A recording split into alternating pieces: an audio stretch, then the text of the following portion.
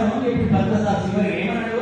దేహమే పట్టంట ఆత్మయే మనమంట, ఆత్మయే దైవమంట, దైవమే ఆత్మ అంట, మనమే దేవుళ్ళమంటారు అన్నారా, మనదే ఆనందమంటారు అన్నారా. మన ఆనందంగా ఎప్పుడుంటామంటే మనం దేవుళ్ళ సత్యాన్ని తెలిస్తే. ఇప్పుడు మన భక్తిసారి ఏం చెప్పిండు? ఇక్కడ ఏమని చెప్పిండు? దేవుళ్ళని చెప్పినా మనుషులని చెప్పినా? ఎవరని చెప్పినా? ఓకే, దేవుళ్ళని చెప్పినప్పుడు మన ఆలోచన ఎట్లుండాలి? మన ఆలోచన దేవుళ్ళలా ఉండాలి. మన ఆలోచన ఎట్లుండాలి? దేవుళ్ళలా ఉండాలి.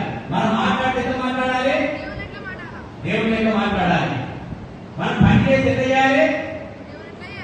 దేవుళ్ళలా చేయాలి. అంటే మన ఆలోచన దేవుళ్ళలా ఉండాలి, మన మాట దేవుళ్ళలా ఉండాలి, మన జీవితం దేవుళ్ళలా ఉండాలి. అప్పుడు మన జీవితం ఆనందం అంటారు చివరిలో ఉన్నదని.